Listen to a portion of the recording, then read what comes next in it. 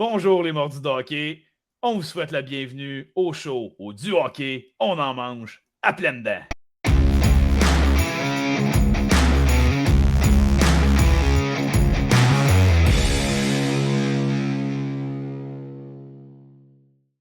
Yes, sir. Salut les gars, comment ça va?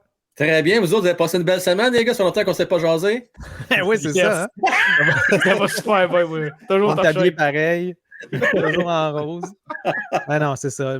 Comme on disait dans l'épisode précédent, c'est que maintenant, on scinde tout ça en deux, mais on tourne ça la même journée. Fait que là, vous allez voir ça après les matchs des recrues. Donc, les 3 matchs des recrues sont très rapprochés. Hein. On parle vendredi, samedi, puis l'autre, c'est quand déjà?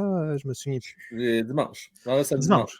Pour vous mettre en contexte, on est le 14 septembre aussi. Fait que là, oui. Donc, écoutez, on est devin. Moi, j'ai ma boule de cristal, là. Ryan Backer, il a besoin d'expérience, il a besoin de millage, donc ça va être une bonne chose pour lui qui retourne en Suisse. Hein? Magou, il nous a ouvert les yeux. Il va donner des mots de tête aux Canadiens de Montréal, lui.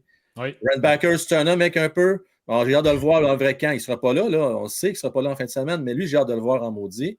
Ryan Backer ou. Excuse-moi, le troisième, je parlais d'Herbert Jacquet. On ne le verra pas en fin de semaine, mais lui, j'ai hâte de le voir en tabarnouche. Puis sinon, les autres jeunes, mais écoute, on va avoir l'occasion de voir ça. Puis, hein. Ouais, ça va bien aller. Je pense que c'est le fun, le camp, ça commence le vrai camp. Là. Ben oui. Je fais une petite parenthèse avec la petite conférence de presse ce matin, là, aussi, des jeunes là, qui sont venus parler.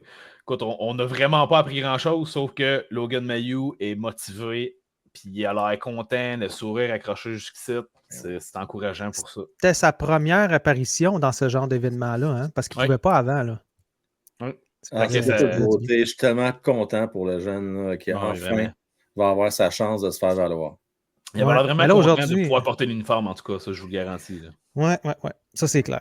Puis en tout cas, j'ai hâte de le voir, mais on en reparlera. Mais là, aujourd'hui, avec Shane Wright.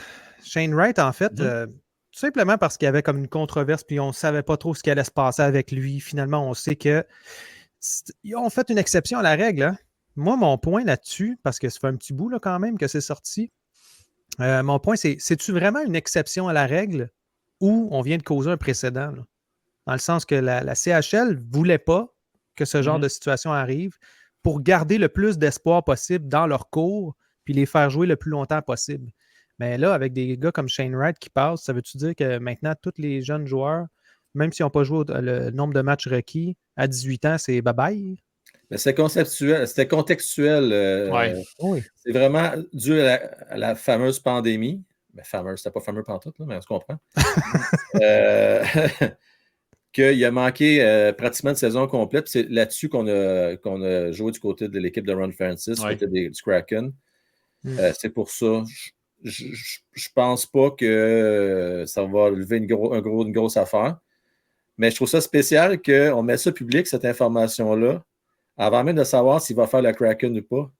C'est comme si on prenait pour acquis que le gars ne fera pas l'équipe et qu'il va faire que je joue dans la Ligue américaine. Je trouve pas ça un petit peu spécial. Tu ne trouvais pas, boys? Un peu comme Mailloux. Tu sais, Mailloux, on a dit on n'en parle pas tout de suite parce que peut-être qu'il ne fera même pas le grand club. Puis eux autres, let's go, on en parle. Je pense que c'est une question de promotion aussi. Hein. Ils veulent montrer des superstars le plus possible, en tout cas en espérant qu'ils deviennent une superstar.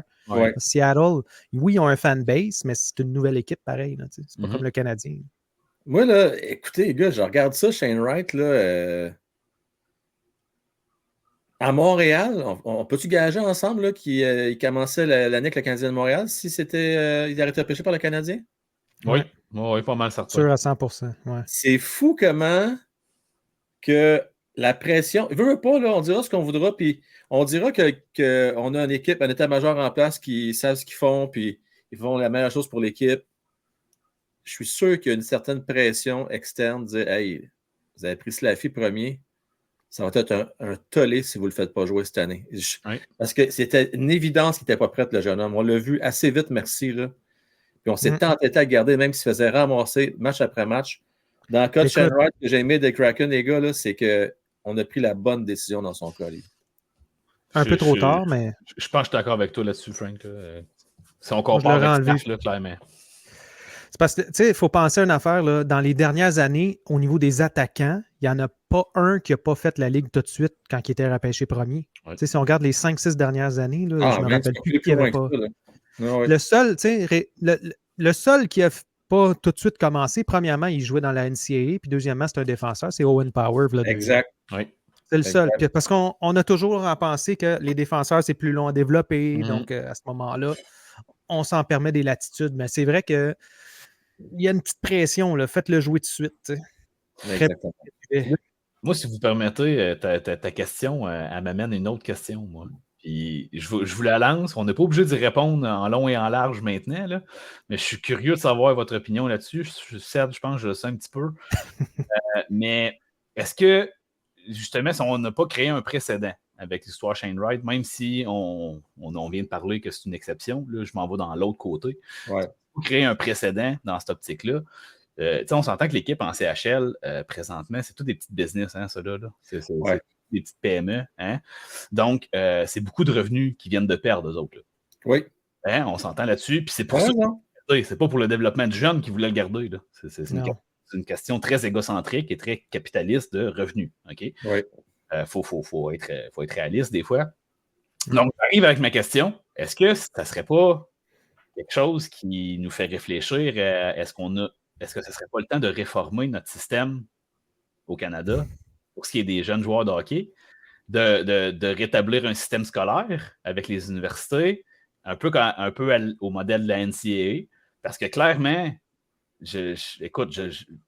moi, mon opinion personnelle, c'est qu'on a échoué à nos jeunes espoirs de hockey au Canada quand tu regardes le reste du monde aller depuis quelques années. On n'offre pas le bon soutien. L'équipe de Canada junior, même chose.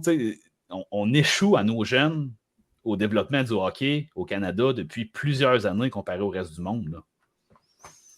C'est un bon point. Puis malheureusement, on a tellement eu de débats là-dessus au fil des dernières années sur ma chaîne. Ouais. Le problème qu'on a, c'est une question de tradition. Puis j'imagine mal ce que ça change, mais j'aimerais ça. Puis regarde le meilleur exemple de ça. Regarde ceux qu'on a mis à la tête, là, la fameuse le consortium, là, je ne m'en souviens plus, là, l'équipe qui avait mis sur pied la CAQ là, avec le groupe là, avec Denis, Jocelyn Thibault et compagnie. Là. Ben, c'est tout du monde qui ont gradué par le système traditionnel de hockey mineur. Fait que, tu sais, les dés sont pipés, les gars. Demandez pas à du monde qui ont passé par un modèle et que ça a fonctionné pour eux autres d'amener des choses différemment. Fait que, mais tu as raison d'être inquiet. Puis, regarde les États-Unis. Les jeunes se forment. Ils ont leur formation universitaire. Regarde en Europe. Il y a plein d'exemples qui montrent que, attention, là, on devrait peut-être se remettre en question là, au Québec, au Canada. C'est que les programmes internationaux des autres équipes sont beaucoup plus rodés, sont beaucoup mieux faits. On regarde le Canada, là. Quand est-ce qu'ils se rencontrent pour le championnat junior? 2-3 jours avant. Puis avant ça, des fois, ils ont fait une petite pratique à l'été avant le début des camps. Là, puis c'est à peu près tout. Tu regardes la NCAA, ils jouent toute l'année ensemble. Ils ont je ne sais pas combien de matchs, une cinquantaine de matchs avant de commencer le junior. Mais la raison de ça, c'est que c'est toutes des petites PME. Fait que ces petites PME-là, ils n'ont pas ces joueurs-là, ils ne font pas d'argent. C'est ça la raison principale derrière tout ça. C'est pour ça que j'amène ce point-là. Tu sais. Mais on a l'infrastructure pour le faire au niveau universitaire, puis on ne l'utilise pas. Le meilleur exemple, là, c'est le football canadien. Le football universitaire canadien. Le football universitaire canadien, là, ça va super bien. Là. On réussit à placer du monde dans des équipes de la NFL qu'on n'avait jamais fait avant. Donc, ça a comme vraiment grimpé beaucoup. Bon, ça reste que la NFL est majoritairement par des Américains. Là, mais c'est pas la même game, là, mais quand on regarde, nous autres, le Canada, on fait juste effriter le nombre de Canadiens qui réussissent à se percer les alignements, qui réussissent à être repêchés. Puis malheureusement, un peu comme tu as dit, Julien, j'ai comme l'impression qu'on s'entête avec un modèle de pérennité. Là. On essaie de continuer le statu quo, tout simplement pour ne pas faire de peine à des PME, c'est beaucoup d'emplois, puis tout ça. Puis il faudrait replacer le monde ailleurs, mais la réalité, c'est que je pense qu'il y aurait une bonne raison d'évoluer sur ce plan-là. À tout le moins, commencer avec changer certaines règles. Comme, tu sais, Owen Beck, c'est plate qu'il ne puisse pas jouer là, déjà avec la gang, là, avec Joshua Roy et toute cette gang-là. Définitivement. Mais, en tout cas, moi, je suis bien content d'avoir vu votre opinion vite, parce que, tu sais, clairement, Je pense qu'on a tout pour le faire. Puis oui, je suis d'accord avec vous là, que les dés sont pipés, là, un peu. Comme Frank dit, là, malheureusement, c'est un système qui est vieux comme la Lune. Puis, mais justement, on a tellement de belles opportunités de faire des changements. Puis Colin, il n'y a pas personne qui va prendre les devants là-dessus. Vous voyez, je ne suis même pas fâché, je suis déçu. Mais les gars, c'est de la déception que je vis avec ça. Regardez comme faux. Là. Regardez les remparts, par exemple. Là. Ils remplissent le pas le Colisée, mais sans Vidéotron. Mais le rouge et or remplirait la même affaire. T'as raison. Ouais. C'est bon, Julien, ce que tu dis. Le rouge et or remplirait la même affaire. Appelle-les les remparts, là, comme ça ne change pas trop les choses. Là, tu fais une équipe à Rimouski, tu fais une équipe à Sherbrooke. À Rwanda, il y en a une. Puis ça permet de financer les universités, les cégeps. Christy, oui. OK. On les a, les réseaux. On a 3-4 universités à Montréal, donc 3-4 équipes à Montréal. Le niveau de jeu serait encore plus élevé. Je ne voulais pas faire un gros débat, mais le niveau de jeu serait encore plus élevé parce que là, il n'y aurait pas. Les joueurs qui n'auraient pas d'affaires là, ce ne seraient pas des gars qui papa-maman en forcé et qui jouent junior majeur, qui vont jouer sur la 4e ligne toute leur vie. Là. Le junior 3A reprendrait ses lettres de noblesse. On pourrait faire des divisions comme à NCAA. Fait que là, les gars joueraient au hockey pareil toute leur université, mais ils seraient dans division 2. Puis tu payes bien les entraîneurs, des entraîneurs qualifiés qui pourraient vraiment former les jeunes. Ce ne serait pas le papa de l'autre, tu comprends?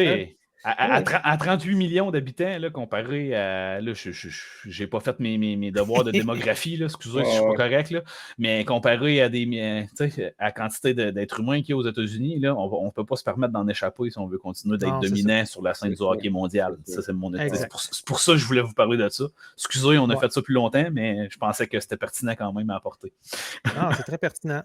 On va quand même passer à l'autre sujet parce qu'on n'a pas tant de minutes que ça. Là, c'est pour ça que je vais excuser en même temps. Bon, fait que là, je ne veux pas décevoir tout le monde là, qui capote avec le Canadien. Là, on va parler en fait des top 5 calendriers, les pires calendriers pour les équipes, en fait. Quels sont les calendriers les plus difficiles pour les équipes? En règle générale, c'est les équipes les plus faibles. Et je vais vous montrer le top 5. Là.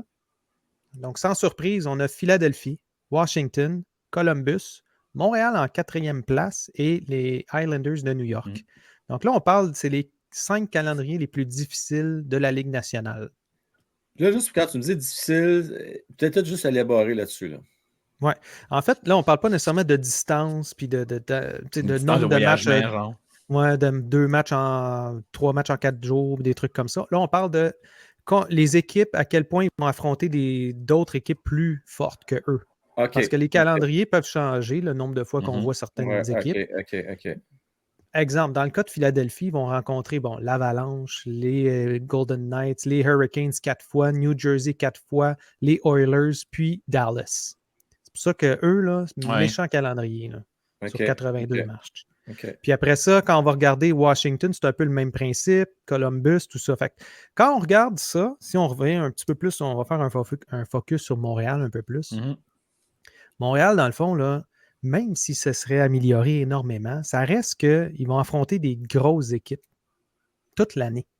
Oui. Dans l'Atlantique, ça fait en sorte que, ils rencontrent évidemment, les Avalanches et tout ça, mais ils vont rencontrer aussi les Hurricanes 4 fois, le New Jersey 4 fois. Puis, c'est ce qui fait en sorte que ça va être vraiment difficile pour le Canadien. C'est pour ça qu'ils sont 4e position. Donc là, ce que ça fait, tout ça, ce que ça fait, en fait, c'est là que je voulais vous amener. Les chances des équipes de finir dans la cave et donc de ramasser le premier, 2e choix. Chicago, 44%. Arizona, 27%. San Jose, 22%. Anaheim, 19%. Philadelphie, 17%. Puis Montréal, 15% des chances de gagner la loterie et de finir avec un premier, 2e choix. Là, je te vois rire. On rit pour la même raison, les trois. Ah ouais, continue. Et si les rangs sont respectés et qu'il n'y a pas de changement dans les pourcentages, on choisirait 6e, c'est ça? Exactement. Donc là, le pronostic en ce moment, là, si on regarde les odds, donc si vous voulez voter, allez dépenser un petit peu d'argent là-dedans, les odds, c'est qu'on finisse 6e, 7e, mais officiellement, c'est 6e avant-dernier. Donc là, on parle qu'on serait 28e dans la ligue. Là. 27e. 26e. 26 ou 27, pas pareil. 27e. 27e, ça veut dire 6e pour se repêcher. C'est ça. Oubliez la loterie, là, on se comprend. Ouais. OK. Là, devinez, c'est qui qu'on a en. Un centre numéro 1, j'espère, là. Hein? On Ah s'entend ouais. dessus? Tout un centre. On a un des meilleurs défenseurs gauchers, 6 pieds 3 du repêchage qui s'en vient, en Sam Dickinson. Avec un autre défenseur. OK. On a du fun, hein? Là, les gars, là, je suis plus capable. Je veux dire, je suis plus capable. Là, à un moment donné, là, la reconstruction, c'est bien le fun. Là. Mais j'aimerais ça pouvoir rentrer dans ma maison. Ma maison, moi, c'est séries éliminatoires. Je veux rentrer en séries éliminatoires. C'est bien le fun des défenseurs. On sait qu'on a tous besoin, mais dans une équipe, là, les gars, tu as besoin de vraiment 4 bons défenseurs. La réalité, c'est ça. Un bon défenseur peut jouer 24-25 minutes sans aucun problème, ce qui fait que ta troisième paire, là, elle va jouer peut-être 10, maximum 12 minutes, ça fait jouer sur des avantages numériques une fois de temps en temps, puis même encore. La priorité, les gars, c'est aller en avant. Parce que là, on est pacté à défense. On en a, Chris, là, excusez-moi, je ne veux pas sacrer là, sur le show. Non, mais c'est fou. Écoutez-moi bien, là. On a à peu près 18 défenseurs dans l'organigramme là, qu'on regarde. Là, si on peut descendre jusqu'à 3 rivières, c'est faux, parce qu'on ne sait plus où les mettre. Là. On a besoin de 4 bons sur 18. On va en chercher un autre, à un moment donné. Là. En avant, on a besoin d'au moins 9 bons attaquants, pas 4, 9. On a la misère à trouver 6 présentement qui a de l'allure. Il y a un problème, là. Tu comprends? C'est pour ça que ça ment en tabarouette. Puis quand tu vas parler de ça la première fois, là j'ai eu le temps de me calmer depuis ça, mais tu dis non, mais sérieux, là, je peux bien craquer que c'est le meilleur défenseur disponible, là, mais j'espère qu'une équipe avant le Canadien vont le repêcher cette fois-ci. Vraiment, parce qu'il ne faut pas que ça arrive, là, on s'entend. Là, un autre défenseur, c'est sûr que le gabarit est plus intéressant, là. On s'entend que d'autres, là, mais quand même, là, ça serait trop. Là. Ben, tu sais, je veux. Écoutez, on repêche lui, là. On a un top 4 de fou, là. Parce que là, on parle de Hudson, il est tout petit, mais ultra mobile, c'est une machine. On a Reinbacker, 6 pieds 3 pouces, c'est pas 6 pieds 4 bientôt. Là. En tout cas, il continue à grandir, ça a l'air. Là. Il y a des problèmes de genoux à cause de ça. Puis après ça, on aurait lui, défenseur gaucher, puis Mailloux, 2 6 pieds 3 pouces, gros gabarit, du 220 livres et plus. OK, je peux bien comprendre. Là. J'ai fait un short là-dessus la semaine passée. Parce que là, il faut que je parle comme ça faisait longtemps, là, mais ça fait pas longtemps. Non, mais écoutez bien, j'essaie d'expliquer aux gens que pour avoir la valeur, mettons, tu dis, OK, mais on peut étranger, Frank, on va avoir une bonne valeur marchande pour ces défenseurs-là. Oh, je peux bien comprendre, mais il faut te faire jouer. Si tu es fait traîner à Laval ou si tu es fait poireter parce que tu n'as pas de place pour eux autres avec le grand club, la valeur, là, c'est pas grand-chose, là. Je suis d'accord. Fait à un moment donné, c'est bien le fun d'avoir bien de la profondeur à la défensive, là. Mais pour moi, je trouve que c'est aussi bien d'aller chercher peut-être un joueur coche moins bon, mais qu'il va avoir vraiment une grosse valeur pour toi dans ton organisation. Là. Vraiment. Ce qui est le pire, les gars, c'est que je me contredis parce que je suis genre à dire tout le temps, ben là, il ne faut pas y aller en fonction des besoins. Oui. Mais là, à un moment donné, c'est parce que ça fait 2 ans qu'on repêche en fonction des besoins, justement. Puis à cause de l'impression de passer des bons joueurs. Mais là, à un moment donné, c'est parce qu'on n'aura pas le choix, là. C'est parce qu'il y en a trop de défenseurs à Montréal. Là. On fait quoi avec? Je suis d'accord avec toi. Mais quand on regarde le prochain repêchage, le plus proche centre ou le plus proche avant, là, après ça, parce que le problème avec le repêchage qui s'en vient, là, c'est que c'est tous des défenseurs. La majorité, là, c'est des défenseurs. De centre? Le plus proche, il est 8e à peu près. Là. Puis c'est Konsta Helenius. C'est Konsta Helenius, c'est un centre 5 pieds 11. Là, il joue en Liga à ce moment. Là. Okay. Il joue en Liga. Il s'est bien débrouillé pour son année 16 ans, 16-17 ans. Il joue avec des adultes. Là. Il a fait, attendez un petit peu, 33 matchs, 11 points. C'est bon, là. 16 ans, jeune. Quand même. Il va peut-être grandir d'un pouce encore. Moi, ça me va. Mais je vous amène ailleurs, vite, là, par exemple. Là. Moi, je pense que on pourrait adopter un modèle là, au niveau de nos défenseurs, justement. Là, adopter un modèle où mettons le Reinbacker, Hudson, c'est quoi Dickinson qui s'appelle, t'as dit, là, Seb? Je ne le connais pas beaucoup, là, que je fais exprès, là, mais Mailloux. Là, on a Goulet présentement qui s'enligne pour bien performer, peut-être nous coûter un contrat de 7 millions, peut-être, pour le garder 7-8 ans. Est-ce que ça ne peut pas devenir intéressant de prendre beaucoup de ces défenseurs-là pour les 2-3 prochaines années? nos deuxième paires, troisième paires, puis faire des échanges, des package deals avec ces gars-là sur 2-3 ans pour aller chercher puis renflouer notre banque d'avant, à la limite, tu sais. Là, le problème, c'est que je sais que notre gang de partisans ont mal au cœur de penser qu'on va échanger Goulet l'année prochaine, puis qu'on va échanger Harris, puis que là, on va laisser rentrer Tobias Engstrom l'année prochaine, puis qu'on va laisser rentrer Mayu l'année prochaine, puis Strubble l'année prochaine, pour qu'on échange eux autres à Star. Puis, en tout cas, je sais que les partisans ne sont pas habitués, puis ils n'ont pas... Julien, on peut pas faire ça, parce que si on fait ça, on rallonge notre processus de 4-5 ans. Là, ça veut dire qu'on va se ramasser dans la cave encore longtemps, là. Parce que les jeunes défenseurs, ça prend 3-4 ans avant qu'ils soient comme performants. Là-dessus, je suis d'accord, par contre. Là. Fait que s'ils ne sont pas repêchés cette année, ça veut dire que c'est un 5 ans, là, ça. Là. On est loin. Là. Qui est prêt à accepter la défaite encore 5 ans? Non, il n'y a personne. Non, il ne faut pas virer fou. Tu sais, Goulet, là, moi, c'en est un que je serais prêt à laisser partir. C'est bien plate. Là. Parce que Harris, malheureusement, là, il n'y a pas de si grosse valeur que ça. On l'aime bien, puis je l'aime beaucoup, moi aussi. Là. Mais c'est un quatrième défenseur. Puis les quatrièmes défenseurs, là, tu vas avoir quoi pour ça? Un choix de deuxième ronde, là, à un moment donné. Là. Mais Goulet, par contre, lui, il a une bonne valeur. Une très belle valeur pour ça. Ben, Harris te servirait à échanger Armia ou à échanger Allen, Frank. Tu l'ajoutes, tu veux dire, comprends package? Ben oui. Parce que tu ne veux pas avoir Armia puis tu ne veux pas avoir Allen à ce contrat-là. Fait que tu donnes à Harris. Faut que tu donnes à Harris pour t'en débarrasser. Oui. Ben là, ça veut dire... En fait, ce que ça veut dire, c'est qu'il faut échanger des défenseurs qui jouent cette année pour avoir un Nylander ou quelque chose comme ça. Puis là, on parle qu'on est en business. Mais Nylander, ça dérange pas. Toronto sont en ligne cette année. Je ne vois pas pourquoi ils le laisseraient partir. Non, ils ne vont pas le laisser partir. Ils vont le garder jusqu'à la fin de l'année. Ils vont essayer de s'entendre avec. Ils vont tricoter, serrer. Ils vont faire des trades de fou. Comme Pittsburgh ont réussi à aller chercher Carlson à 10 millions, 9 millions, Carlson. Oui. Pensez-y, là.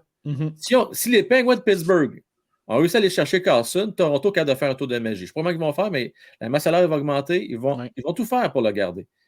Mais ils n'auront pas de défenseurs. Eux autres, ils ont besoin de défenseurs dans les années à venir. Là. Écoute, ça peut être une très belle transaction si tu as la certitude que Nylander va signer à Montréal.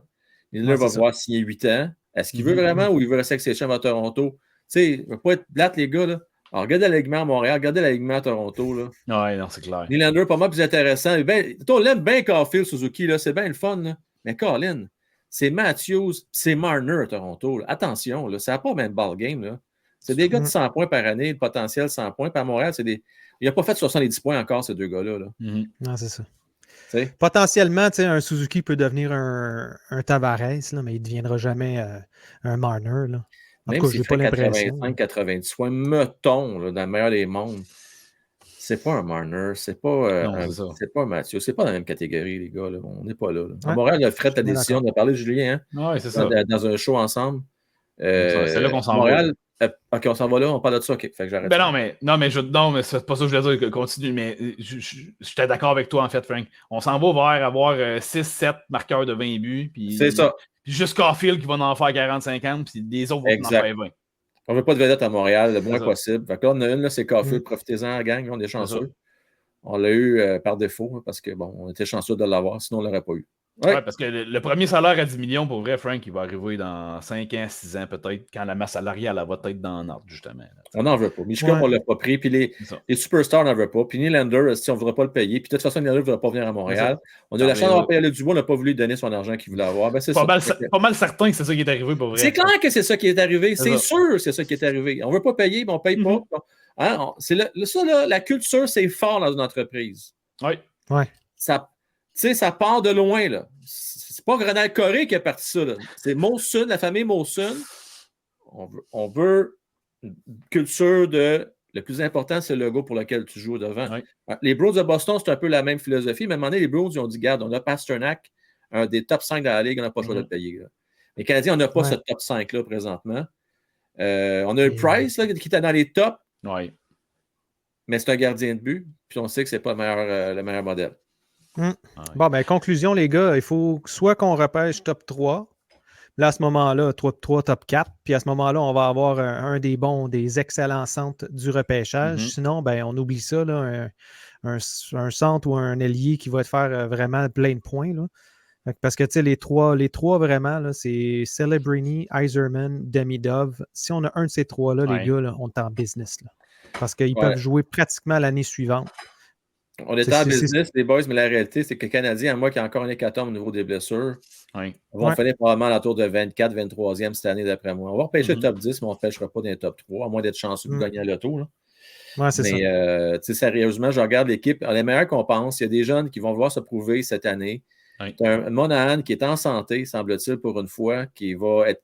Rappelez-vous, la fiche canadienne, quand Monahan est en santé l'année passée, là, on jouait pour 500. Là. Vraiment. Ouais. Christy, Slaffy est meilleur, Caulfield va être meilleur. Tout le monde va être meilleur. Là. Puis, j'ai écouté Martin Saint-Louis en conférence. Là. Il veut gagner, lui, là. Oui. Ils ne veulent pas tanker cette année. Là. Qu'est-ce qui se passe si on gagne les 10 premières games? Là, on en gagne 8 sur 10, là, les premières. Là. Ça va être... le monde va capoter. Là. Le monde va capoter. C'est sûr, ça, c'est sûr. Moi, je veux quand même tempérer un peu, là, parce que les espérances sont peut-être plus hautes que la réalité. La réalité, c'est qu'on risque d'être encore une équipe de bas de classement. En tout cas, dans le dernier tiers. Là. C'est pas vrai qu'on finit 20e. Les 10 P, on est d'accord. Les 10 P. C'est ça. On ne va pas finir 20e. Puis dans le top 10, c'est pratiquement que des défenseurs. Fait qu'attendez-vous à ce qu'il y a des bonnes chances qu'on repêche un défenseur si on finit dans les 10 derniers. Je peux pas croire. Écoute, là, si ça arrive encore, moi, je capote. Là, pour vrai, j'espère juste que d'ici là, il va y avoir eu un échange avant qui va nous permettre d'aller chercher un attaquant. C'est juste. Il y a moyen que je puisse décrire un repêchage qui est d'allure, tu sais, je veux dire. Là. Ouais, c'est ça. Ça fait 3. Mettez-moi ma place. La première année, c'est Logan Mayo, si on ne comprend pas rien, qui n'a pas voulu demander. Il a demandé de ne pas être repêché. Après ça, la deuxième année, on pêche la fille qui n'était pas le choix numéro 1 de bien du monde, hein, à part certains qui ont viré leur chapeau de bord dernière semaine. Puis cette année, ben écoute, rien comme Robert Jacquet, mais on voulait en voir une super vedette à Montréal. Reinbacker, Reinbacker, c'est sûr que c'est un bon joueur, mais c'est pas une super vedette. En tout cas, on va voir à l'avenir. Ça a l'air qu'il a pris du poids pas mal. Là. Peut-être, on verra. Ah, s'il est encore plus fort physiquement, écoute, c'est sûr que ça nuira pas. Ça va aider. Bon, c'est ça. On a hâte de voir ce développement-là dans les prochaines années, ça c'est clair. Ouais.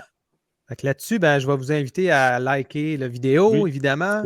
À activer les cloches, les pouces si vous aimez ça. Écrivez-nous des commentaires. Là. J'aimerais bien ça là, si vous écrivez des commentaires ou des questions. Écrivez-nous des questions, excusez-moi, des questions. Parce que j'aimerais ça faire une petite portion la semaine prochaine, cette semaine, parce qu'en fait, on va tourner cette semaine, sur vos questions. Donc, on va en prendre 2-3 sur le volet, puis à ce moment-là, on va répondre à ça. Ça va être un super épisode, puis je pense qu'on va bien s'amuser avec ça. Oui, puis plus vous en allez en avoir des questions, plus qu'on va revenir souvent à faire un petit Q&A, là, des petites questions-réponses. On va toujours prendre le temps de le faire avec vous. Là. On trouve ça bien le fun d'avoir l'interaction. Une fois par mois, là, idéalement. Puis merci, Frank, d'être venu nous voir et d'avoir pris le temps dans ton heure de dîner.